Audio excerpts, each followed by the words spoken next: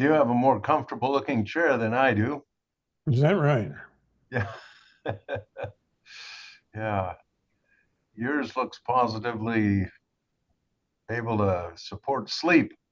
Yeah, that actually could. Yeah. Have It's adjustable. Yeah. you been working on any projects for anybody of late? Well, it's been pretty slow for me, but that's okay. Yeah. Yeah. How about you? You guys got any activity in the real estate world, or is it pretty slow? It's been slow for about 8 months, 10 months. Yeah. I interest rates have been right around 7%, but I found out to date there are a couple of places that'll come down to 6.5. So, Mm. uh, but that higher rate, it definitely acted as a brake on Yeah. stuff.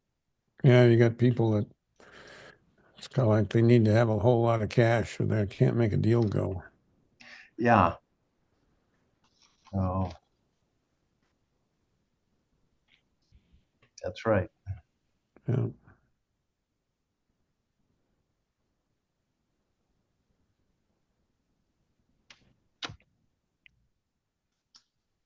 But there certainly has been a lot of activity in apartment building and mini storage building. Yeah. Right. Mhm. I'm not sure exactly, but I think we probably in the valley between Walla Walla and College Place added over 260 apartments. Wow. Yeah. Well, and they're renting for amounts that would have bought a house a couple years ago. Yeah, that's yeah, that's one thing that doesn't stand still is the prices. They seem to change all the time. Yeah. I remember my very first house mortgage. I was, well, maybe it was, I guess it was really the second one, but it was first one on my own, put it that way. Uh-huh. I had access to the Oregon State Veterans Loan Program. Hmm. I don't Okay. know if you were aware of that, but what they did is they sold, state of Oregon sold tax exempt bonds. Uh-huh.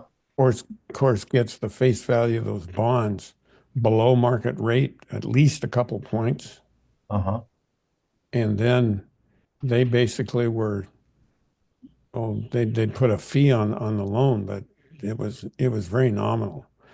And I can remember when I had a house I was selling, and there was, oh, what was it? Can't remember if I was buying a piece of land or anyway, but there was a deal where there was three transactions in a string, all Oregon State veterans loans. Huh. Yeah. And Yeah. I had to go first. It was those kind of programs that kept the wheels turning over back in the early 1980s. That's when it was. Yeah. You bet it. Yeah. Yeah. Assumption of existing loans that still had a fixed interest rate, or the states would step in. Washington had a first-time homebuyers loans, Okay. and you know, I was just talking to somebody today about her first house that she bought, and it was an assumption of an existing loan. Yeah. Yeah. How But tough, how tough are those assumptions to do now? When, yeah. they don't really exist anymore. Hmm. In other words, I I think that all loans have a due on sale clause now. Hmm.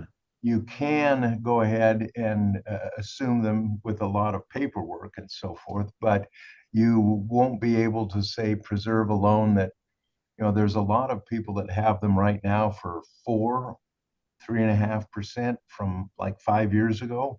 Mhm.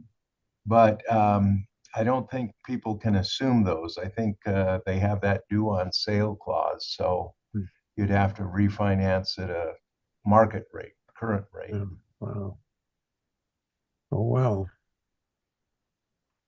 Well, there are some solutions available, but boy, they require a lot of political will, which doesn't happen to exist. Cash.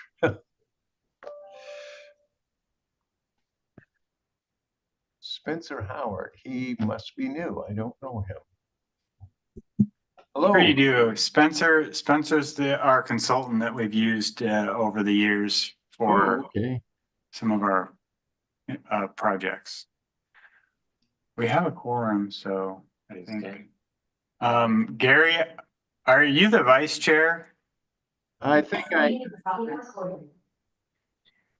Are you the chair?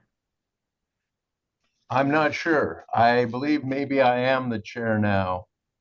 Can you go ahead and run the meeting, if you don't mind? I'll do my best, but it won't be a very smooth presentation. But yeah. So I guess I'll call the meeting of March 20, 2025 Historic Preservation Commission to order. I'm told we have a quorum, and it is a few minutes after 4 o'clock, so we should start. Do I do that by reading the roll call? The clerk can do the roll call for us. Thank you. Commissioner Ammott, Commissioner Peterson, I hear. Commissioner Ferguson, Commissioner Kontz, Present. Commissioner Smith Gray, Here.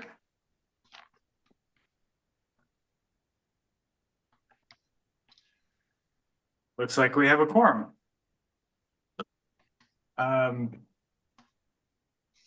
Gary? I will let you tell us what information has brought us all together here. I believe this is the first meeting we've had in 2025. Is that correct? It is. Okay. We have a public comment section. Do we have anyone in virtual attendance? There's no one in the audience here at City Hall. No, we do not have anyone in virtual attendance other than our guest, Spencer Howard. Hi, Spencer. Let's see. Now we have the consent agenda. So we have approved the agenda for March 20th, 2025, approved minutes from February 15th, 2024. We do a consent agenda, so just one motion to approve the agenda and the minutes with a second and a vote in favor would suffice. I so move. Do I hear a second? Second. Moved and seconded. All those in favor, please say aye. Aye. Aye.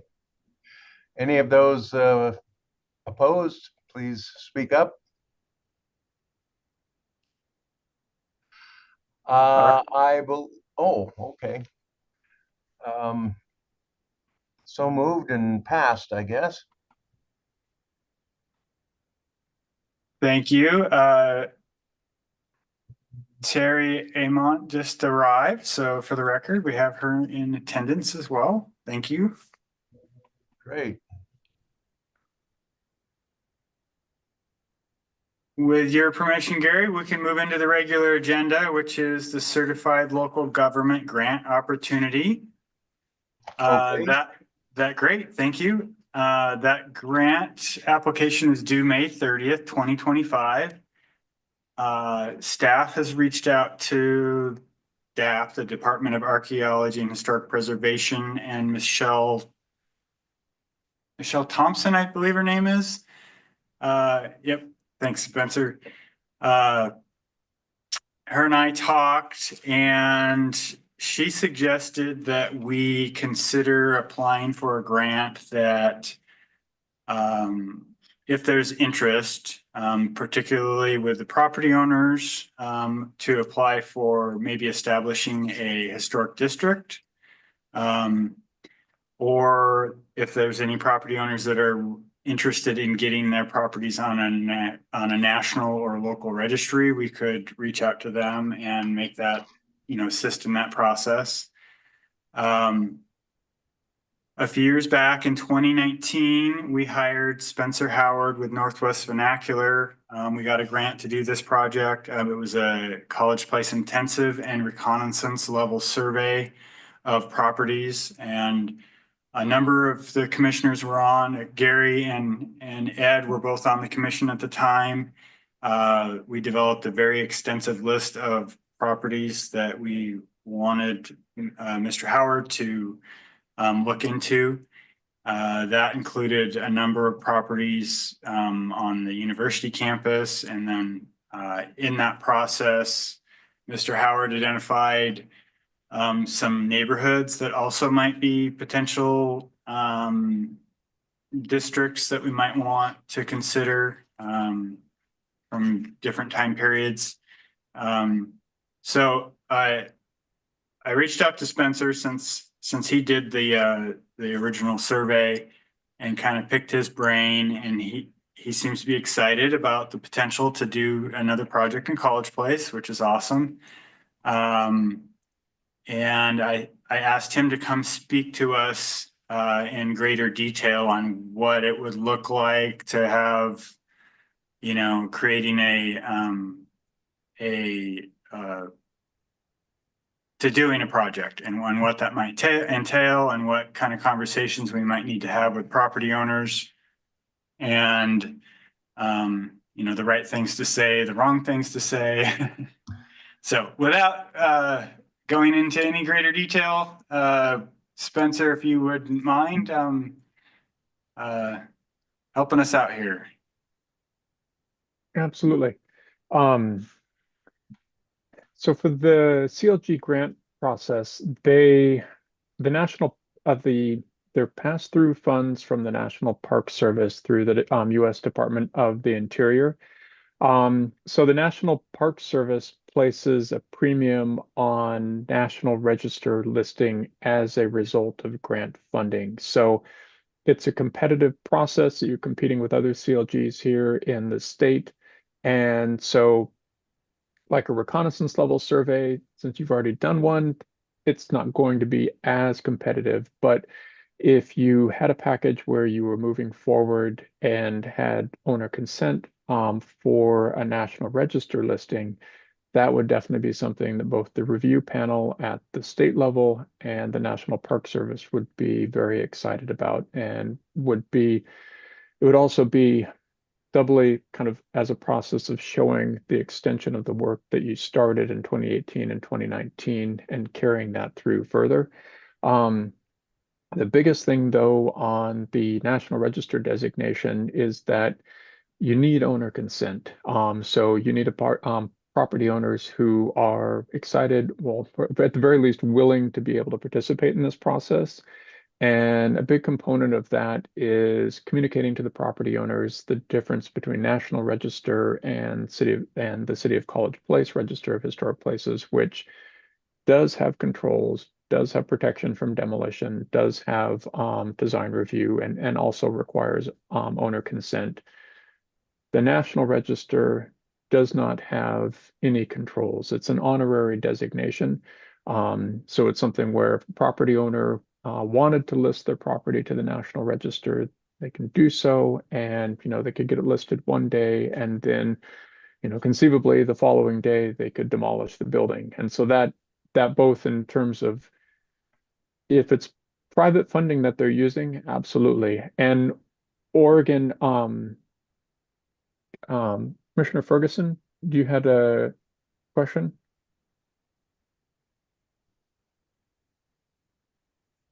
And I think you're Muted. Yeah. muted. Mhm. And keep in mind that Washington is different than Oregon State too, if that's something. There we go. Sorry, my mute.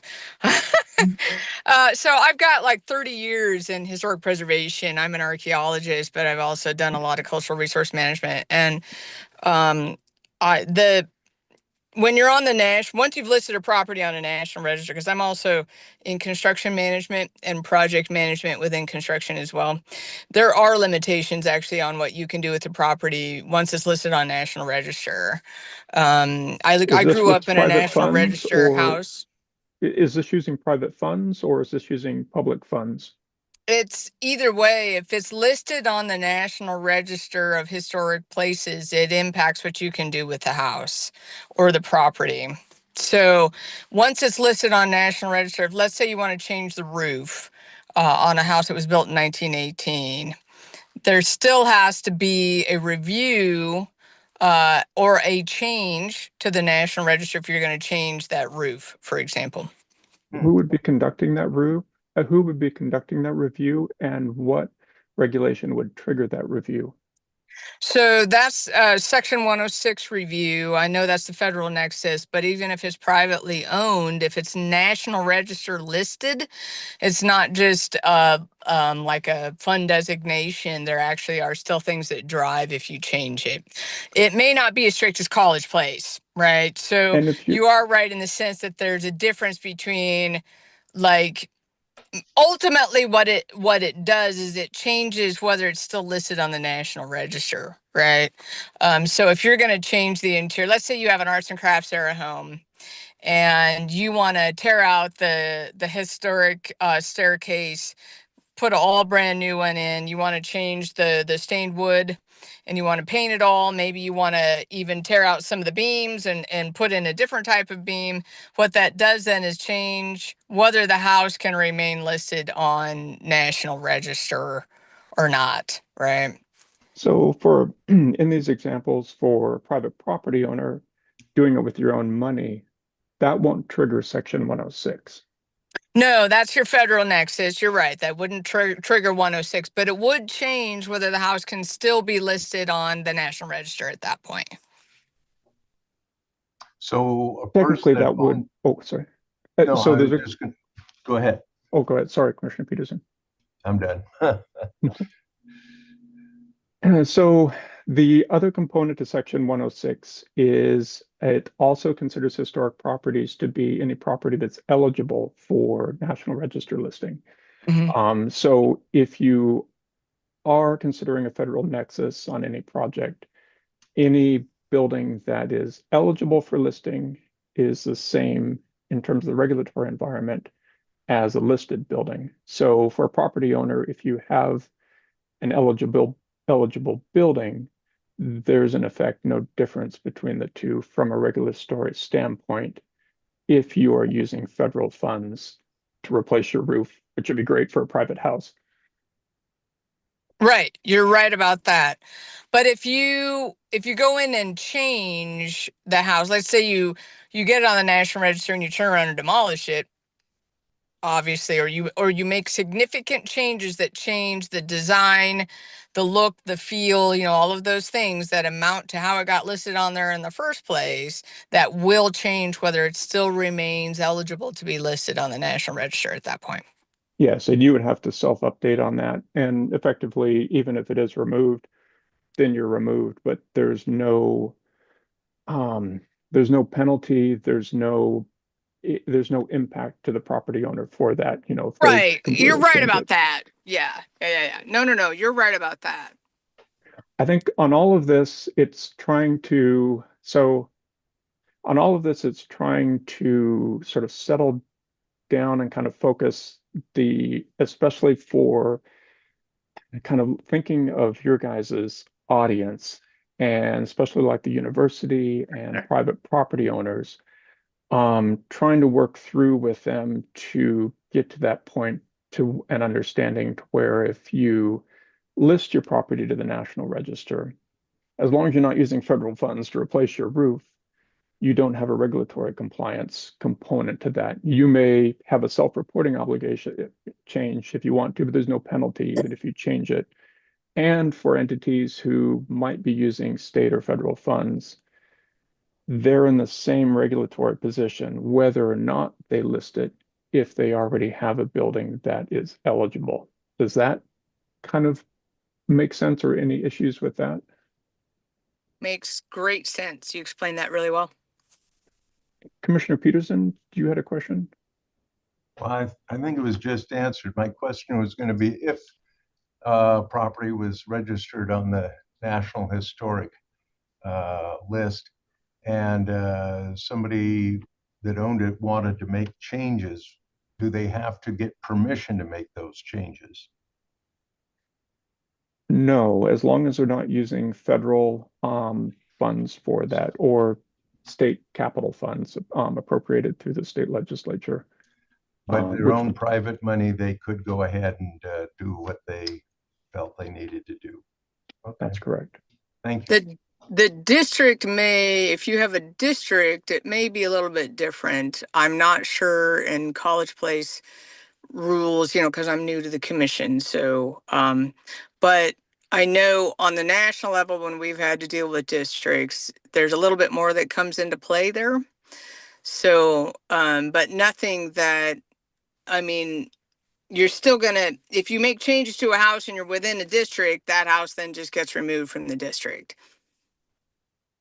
And in terms of a National Register listed district, and in terms of using private funds with no federal nexus, then yeah, absolutely correct. There's no impact, there's no reporting, there's nothing that would affect any of that, other than, I guess, if ultimately if all the property owners decide to demolish their buildings within that district, then you no longer have a district. But then DAP just has to update that, and there's certainly there's no federal inspection. The National Park Service will not be coming around to check if you've been, if your property looks the same as what it did when it was listed, type of thing. So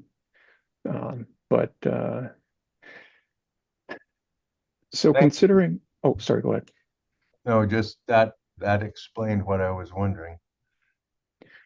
One of the recommendations, two of the recommendations, we'll take maybe the more complicated one first. Out of the 2018 survey was looking at Walla Walla University and the campus as a potential National Register historic district. And our thought at the time on that was that it would be for the university, both in terms of a marketing and public awareness tool, a really valuable element to have to say, come study at a National Register recognized campus, because of the historic character and setting. For the city, that there would be a value component to that as well, too, in terms of an added destination downtown for drawing people and awareness for the university's importance in the growth and development and shaping of the community. And looking at that, thinking in terms of the university, that their buildings, most of them are already 50 years of age. So they already have an eligibility component. So if they're already looking at, using any federal funding to be able to expand, remodel, change their facilities, or if they're looking at state capital funds appropriated through the state legislature, then both of those funding entities are going to be responsible for making sure that they comply with Section 106 or the Governor's Executive Order 2102, and would require that they survey or identify any historic properties within the area that would be affected by their undertaking. So effectively, no matter what they do, they're going to end up at having either eligible properties, or they would have a listed and known historic district.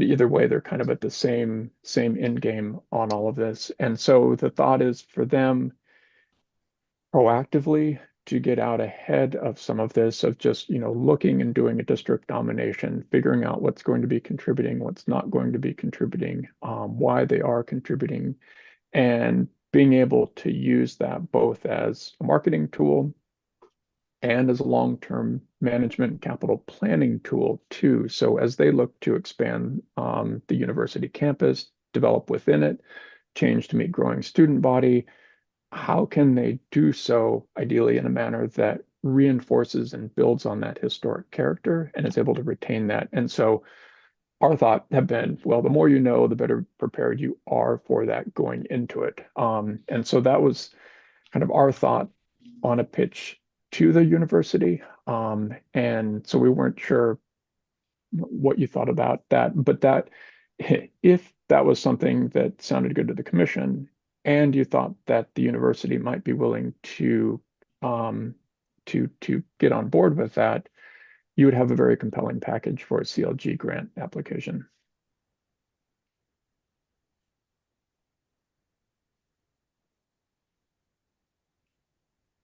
And of course, we'd have to have the college's agreement to this. Most definitely.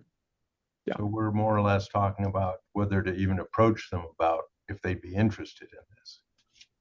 Yes. Huh. Does anyone have any comment or questions?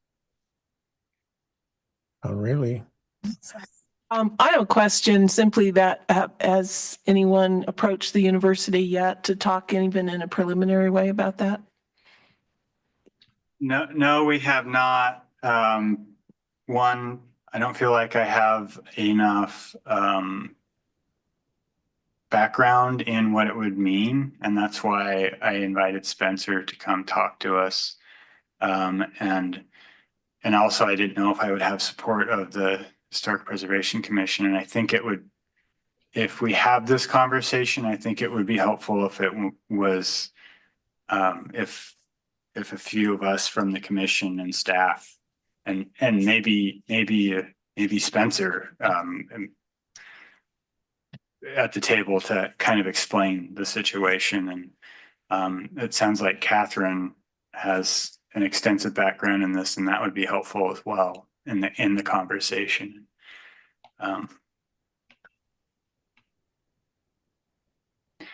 So I worked on the Walla Walla of AMC I was the archaeologist up there for many years. And then I work as a historic preservationist with the VA. And so we deal with a lot of these historic districts, of course they're federally owned property, so that obviously there's a difference there. There's challenges on the federal side, when you make changes to or update, or I mean, it can go as far as your cultural landscape as well. So not knowing much about Walla Walla University, does it receive federal funding or is it strictly a private university? It's a private faith-based university. Yeah, that's what I thought. Okay, so if it's not receiving any federal dollars, then it wouldn't have to deal with some of the kind of headaches to a certain extent, really, right?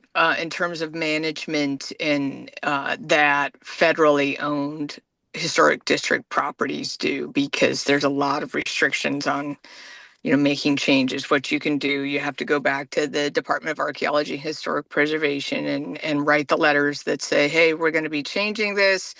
Is this can we replace in kind? Can we just demolish it? Can we change it completely? Because it impacts, like Spencer and I were talking about a little bit earlier, right? The look and feel, the design, and all those kinds of things. There's certain criteria that it has to meet.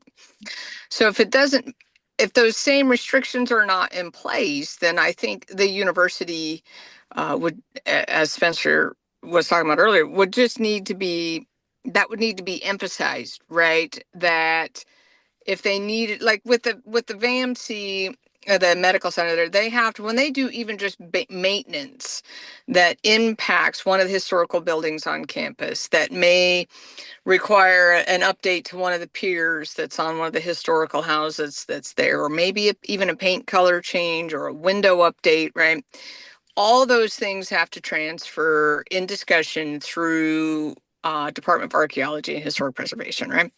But with the private piece, it would just need to be emphasized to the university that they wouldn't have to deal with that level of review, at least through DAP. College Place may have different requirements. Those I need to bring myself up to speed on. No, Spencer, they don't. So It I wouldn't be think, locally listed, just National Register. okay. And so if that's the case, then really they wouldn't be under the same level, right, of restriction that the medical center is, because any change they make, because there's federal dollars in play there, right? They have to report the change, get sign off on the change, and et cetera, et cetera. So I think if it's emphasized to them that way, that the significance of what makes it a district is the significance of each one of these eligible buildings, and I would say the landscape in general, right? Because nothing's changed much in the university that I understand, except for some new buildings, maybe here or there, right? That I think you could present it in such a way that they would be accepting of it, because I don't think it's going to have the same kind of impacts, right, that a federally owned property, or even a property that has a federal nexus, so federal dollars, right, would have to deal with. Do I understand it correctly that are they not eligible for federal dollars because of their faith-based status, or? I'm not sure what the federal dollars issue is exactly. I mean, students who attend there get federally funded loans. It's possible that a faculty member might have a grant that's from some NSF or something like that. I don't know if Catherine, if you're referring to direct federal support of the day-to-day operation of the institution, or how that would, the hospital, for example. Right. So like with the medical center, what keeps them obviously in operation is federal funding, right? And so universities that get federal funding that also goes towards maintenance and upkeep of the campus, that's what I'm talking about, would be more of that federal nexus. If you have a professor, for example, that's getting federal dollars for a grant for scientific research or engineering or what have you, that, to my understanding, is not what's going to be that nexus that changes it, right? So if they're strictly privately funded and don't get any federal funding that would go towards the maintenance of the property, the upkeep of the property, the ownership of the buildings, then no, that federal nexus wouldn't be there, right? And the faith-based doesn't have anything to do with it that I know of. Yeah. I have friends that attend Walla Walla University. One of the coaches actually on my daughter's volleyball. She's the head coach for the volleyball team there, actually, at Walla Walla University. I could be mistaken, but my understanding is that the only time there's federal money involved has been through loans to individual students to study. And but I did see something just this week that the state was going to be giving the university a grant to upgrade heating, cooling, and lighting systems. That was part of a Washington State. It's a huge amount of money they're talking about all over the state for different schools for doing that. Have any of you heard of that? I think I did. I think I heard I read an article in the paper, I think, about it. Yeah. Okay. Yeah, mine was on the news. So, and that's definitely state, unless, of course, they might lose some federal money that had been allotted for that. I don't know, but I'm wondering what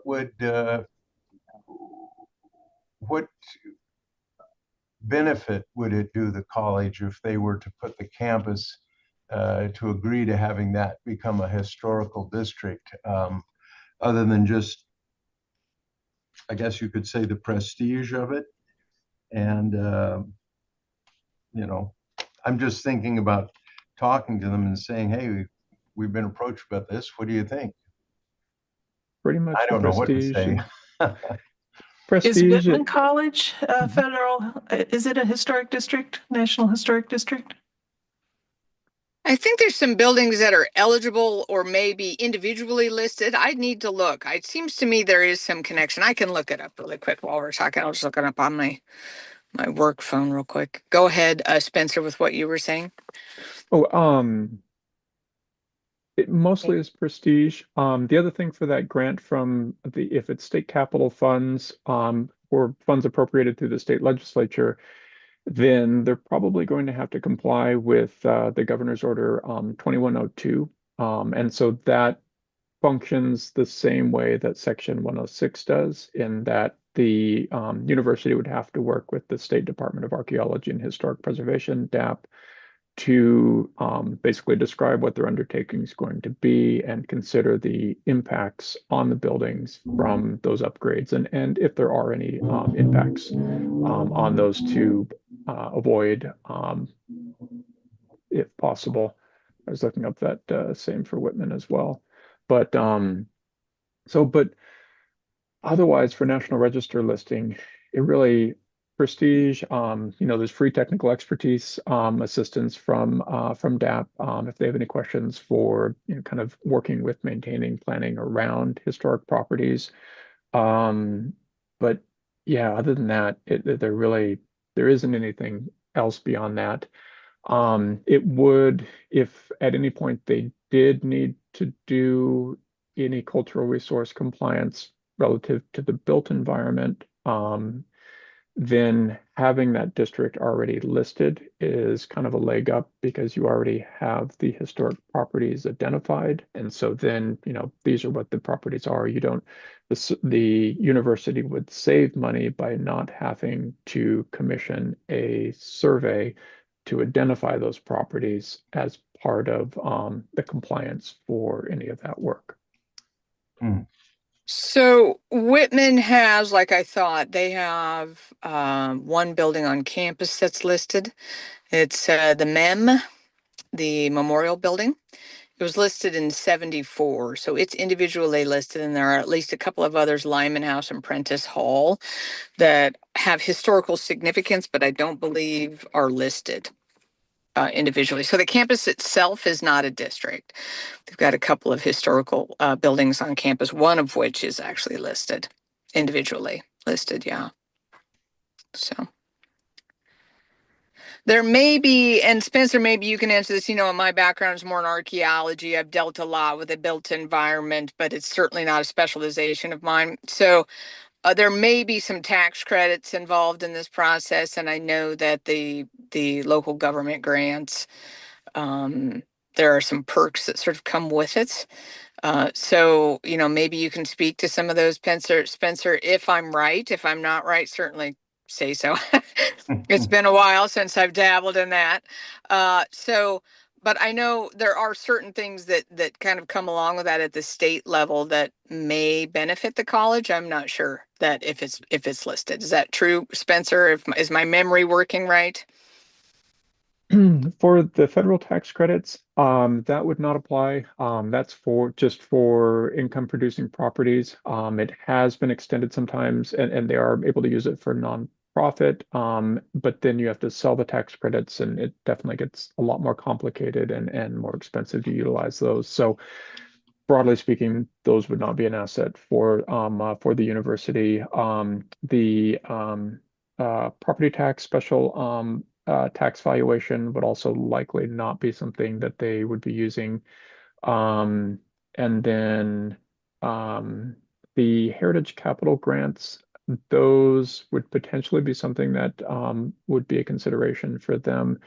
That's funding appropriated through the state legislature based on the budget deficit. This cycle, it's unlikely that there's going to be any of that, but that would be something looking ahead to future funding cycles and more optimistic budgets, that there would be some funding through there. And that typically has been used for rehabilitation and historic preservation related work on buildings. So if they had a building that, say, for example, had a slate roof and it needed to be replaced in kind, then that would be kind of an ideal funding source to be able to help augment that. And it does require a funding match, so it's not a full coverage, but it can help with in-kind cost matching. And those are the main ones. And Spencer, if they were not part of a historic district, But something like a need for replacing of a roof on a building, that's a good example. It wouldn't preclude them from applying for that kind of help in the future if they needed it. No, they would not be competitive in that grant program if they're not listed to the National So Register. they would need to be listed in order to be able to apply for a grant then. I guess technically they could apply for it, but they would not be competitive. It's It'd a be very a long competitive shot. grant cycle. Yeah. Thank you. Thank you. Does the campus, I've only been on part of the campus, does the campus have interpretive panels that sort of walk folks through the history of the campus? Because on Walla Walla VA, I did a series of designed and then had installed a series of interpretive panels on some of the history. I've got 2 more I still need to design. Finding time is difficult, but it's helpful. That's another aspect, right, of being able to still convey that history. So if the college maybe said, I don't want to be a district, it's too, maybe it's just too restrictive, or maybe I don't want to go that route, another route we could consider perhaps is having sort of a almost like what I did was a walk. Then I created a map that went with those panels so that people could start at one basically and walk their way. That also called out on the map the different historical buildings on campus with little explanations of each, so they could pick up a map, walk through all the panels, right, read all the information, but still get all of the relevant and important information that goes along with that campus too. So it could be part of a nature walk or something that we could include, especially if we're able to get other historic districts or if other residents are not opposed to even having a little plaque on their house that has information that can become part of a walk, maybe, right? Like a historical walk. If the university wants to do that with their own money, that'd be fantastic. That'd be absolutely awesome. It will not be competitive for a CLG grant, though. No. I know. Yeah. And that's a different, but what I'm saying is if they turn down the option to do a district, maybe that's another option we can provide, you know. Terry, did you have something to say? I wrote the Centennial History of Walla Walla University in 1992. Oh, cool. And so I can testify a fair amount about the buildings that are there. They do not have any kind of coordinated historical walk, although I think that would be very easy to do. There are a few spots where there are markers of different kinds. There are also a lot of homes in College Place that go way back and have connections to the university in the past, maybe, and so forth. So there's possibilities for more plaques and markers and things like that, I think. Yeah. I mean, that really, it changed the Walla Walla campus. The pandemic hit right after I got all those up within about a year or so. So it kind of slowed down a little bit, but I printed out a lot of those maps that I would put, at the main building there, so folks could come in, grab a map, and then I had other locations where they could grab them if they wanted to. But I know it really helped the understanding of at least the VA. There isn't a lot known that's I mean, there's a lot known, but that's sort of easily grabbable bits of information, so I tried to do that. So I think that's a great idea to include other houses as well. Also, we worked on a story map utilizing GIS for some of the properties that we did that were included in the survey. And that's another way to, our long-term plan is to get some signage up around town in front of some of those historic properties that were included in that story map. And so that you kind of, the signage doesn't have to be real big, basically like the size of a no parking sign, and you utilize, QR code and technology to get the history behind what's there, and that's easily expandable too. So the other idea we had was a property on Spitzenberg. It's 575 Northeast Spitzenberg. And after we did our initial survey, What? No, it's just on slide 23. Oh, slide 23. Sorry, it shows a picture of it. It's the Gugamelli property. Yeah, And it's been in one ownership since it was constructed. I think Emilio Guglielmelli, who recently passed a couple years ago, was born in the house, and it's still in the family's ownership. Was built by, I think, the great grandfather or something. But they had at one point reached out to me and were interested about either getting on our local registry or the national registry. So that's at least one property owner that I know would be interested in at least having a conversation again, and I would be happy to reach out to them to see if there's still interest. I have their contact information, so. that should be something maybe we should pursue if for a plaque or something, if nothing else. As you said, it's same ownership, multiple generations, and they're willing. So that's So Spencer, if there is interest, and maybe we're just not far enough along with the university to really to have a discussion with them and then put together an application. I don't know, maybe we could make that happen, maybe not, but what would it look like if we just made an application what would it be to assist to get this property on Spitzenberg on the National Registry, or what would that look like? I think that would be well received by the review committee. I think that especially if it's as a single family property, if the property owner is willing to do this, if you could get them listed to the National Register, then they provide a great point of contact for any other property owners who might be thinking about, do I or do I not want to talk with them. And it's like, give it even, after a couple of years, it's like, wait, nothing completely fell, everything's still, operating as usual. What is your experience with it? They could be a great resource for the community in terms of talking with other property owners to kind of lower fears or concerns, or address any concerns that do pop up that they were like, this is unexpected type of thing. So that would be kind of the public benefit that could come out of using CLG funds to be able to prepare the National Register nomination for this property and to carry it through.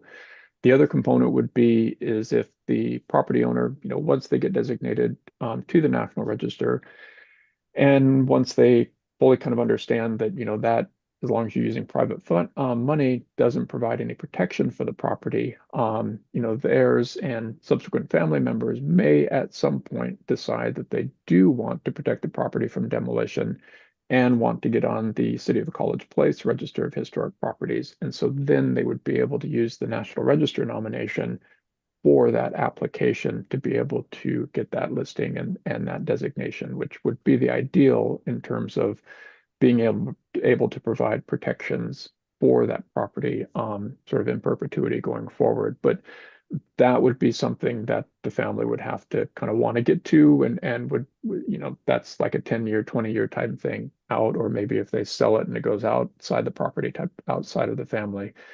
But for the immediate, if they were just willing to get it listed to the National Register, have that honorary designation, and be able to talk about their experience with other property owners within the city, that would be a huge win. In order for the property owner to benefit from any sort of financial benefit, like a tax deduction or something like that, it'd have to be on the local registry, right? So they could apply, let's say they wanted to upgrade the windows in it to architecturally historic appropriate windows, and it cost them $80,000. If they were on the National Registry, the way I understand it, I think they could apply for a straight across tax deduction off of their assessed valuation of what the project cost if it was approved by the Historic Preservation Commission, or is that kind of how that works? It is kind of so the state special tax valuation program started in 1985. It is a property tax reduction program. So as long as a property owner within 24 months spends at least 25% of the assessed value of just the improvement, excluding the land, then they meet the expenditure threshold to qualify for the program. And so the program looks at a 24-month window and all of your qualified expenditures that you incur within that time period. So that can include all your direct, construction costs. If you have an engineer or an architect who has to look at something and do any design work, that's included in there. It can include your property taxes during that time frame, any utilities, and construction loans if it was something larger and financing on those. But it's pretty inclusive as to what is eligible, and that includes both energy efficiency, mechanical building system upgrades, anything that is done within the building envelope. So additions are not eligible. Site work is not eligible other than like a utility connect or something direct like that. But if once they do the work, meet the expenditure threshold, total up, the money that they've spent on the project, then for a 10-year period, each year the Walla Walla County assessor will reevaluate, or on the frequency that they do, reevaluate their property valuation. And from that assessed value, they will deduct the total qualified rehabilitation expenditures. And so it's the remainder that the mill rate is multiplied against to calculate what your property taxes are going to be for that year. So depending on, if it's a massive kind of remodel that they do or rehabilitation, they can get down to close to zero property taxes. Most people are just going to see a modest reduction in property taxes, but this runs for 10 years. So every year for 10 years, that calculation happens and their property taxes are reduced for that. And if they decide they've got another project that they want to do within that 10-year time frame, they can go through that same process again, and then you can stack them. So then they've got another one that's running out 10 years and carry it out. So it's an effective tool for being able to reduce the property taxes. And the intent of it when it was established was recognizing that it costs money to maintain historic properties. So not wanting property owners to be penalized in terms of a higher assessed value and higher property taxes as soon as they complete upgrades and expenditures on their property. So it's a way of trying to mediate that. It does require the property to enter into an agreement with the city. I have not looked at the City of College Places ordinance and for the language on that. Typically, it does require the property to be listed to the local register and to go through design review for the areas that are subject to the controls. And so in listing a property to the local register, typically then what is protected is identified as part of the designation report that comes out of that listing. Typically at the local register level, it's just the building exterior that's protected because that's what's publicly visible, and typically not interior spaces. It's what we see, at least on local historic preservation or historic designations, is that it's very rare for anything on the interior to be protected. So if they were to bring a project forward, then any work that they're doing on the exterior of the building would be subject to review. The work on the interior would not, other than as part of submitting the special tax valuation. The application goes to the county assessor. The assessor fills in what the assessed value is and then sends it to the commission, to the city.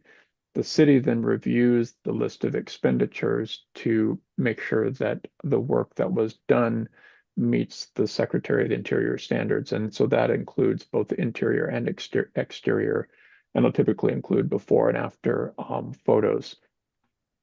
So maybe more information on that process than was really necessary. But so yes, they would they would be eligible. It'd be probably either a modest to large property tax reduction for a 10-year period. Hmm, hmm, hmm. Okay, so a lot of information. Is there a desire for a couple of members, maybe the most? Terry, you have a connection with the faculty, with the administration probably and the faculty there. And then Catherine, you have, sounds like a great knowledge of historic preservation in general. Would you guys be willing to, if I arranged for a meeting with, I don't know who, somebody probably in their administration, to have a discussion about creating a district and see where that goes? And if there's interest from them, then maybe we pursue a grant. If not, and then I can also reach out to the property owners on the Spitzenberg property and see if there's some interest there. And if there is, then I can make arrangements for a discussion. There are a number of arts and crafts houses around town too. It's not just that one. Yeah. They listed 13 in town. There are, and I just know for a fact that these people had shown some interest Mhm. back in 2018, 2019. And so at least, because we do have a short window of seeing determining if somebody has interest and then making an application. I think the university owns some houses on Whitman well, I know it does on Whitman and College Ave that are of interest.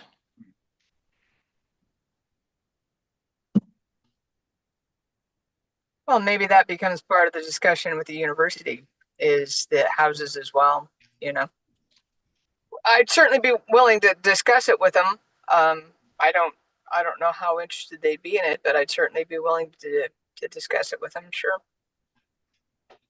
And as chairman, I guess I don't know, I would have anything really able to contribute in a leading way, but I'd, be willing to participate if, either Ms. Ferguson or Amott thought I would be able to help. The only thing we need to be careful of is just making sure that we don't have a quorum. Oh, right, Meet. right. No, well, whatever would be appropriate then. So I think 2 max. Okay. Sorry, Gary. Nope, that's okay. That's okay. Okay, well, I'm hearing that there's some interest in meeting with the university. I will reach out to them and see if I can put together a meeting. We probably should have it in person if that's possible. And while I think Spencer would be very helpful in that conversation, I don't know that we need to have him in the conversation. At least until we found out what the response was. Right. Yeah. Right. Afterwards, we definitely need him. Okay. Very well. Any final comments on this topic before we move on to the next item? Thank you, Spencer, for, if you're still there, I don't see where you're at, but I really appreciate your time. Oh, no problem. Thank you. It's very exciting. So good luck. Thanks, you. everyone. Thanks, Spencer. Bye. What is next on our agenda? Just a report on the Port Farm Cemetery Monument sign project. We finished that out last fall. We filed our paperwork with the state and we received our reimbursement. And I don't know if you all have made it out to the Port Farm Cemetery site or not to see the final product, but I snapped a picture yesterday just so you could see. Oh, thank you. It turned out really nice, I think. I'll have to go by there. I didn't realize that so much time has passed, but yeah, gotten it done. Good job. Yeah. Thank you all for your help on that project. it got started in the middle of COVID and it was really, really Gosh, the challenging. challenges, yeah. We had delays on materials and cost increases and yeah, it was a fun project though. I'm really happy with the results. So that's all I have there.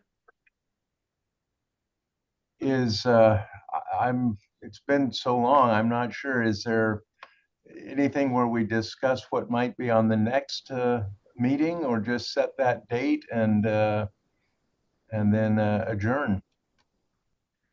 Yeah, the next scheduled meeting is April 17th, 2025. Hopefully we will have had an opportunity to meet with the university and potentially that property owner on Spitzenberg. And then we can report back and decide where to go from there if we want to apply for a grant. Anyone else have any comment or question that we haven't talked about? All right. Okay, well, in that case, I welcome both Catherine and Natalie to becoming part of the commission, and I'll adjourn this meeting until next month. Don't move if you need it. I think I do. Do I have a vote? Get the on that? motion, yeah. Oh. Do we okay. have a motion to adjourn? Yes.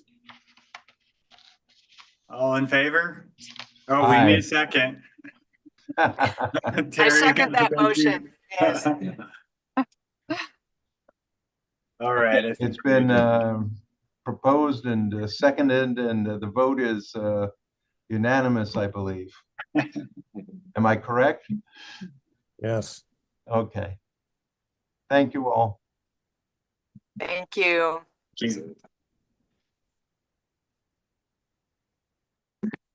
Meeting will conclude at 4:56 p.m. Thank you.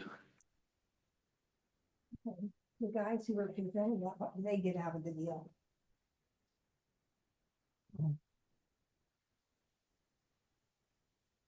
You know, Get out of this thing.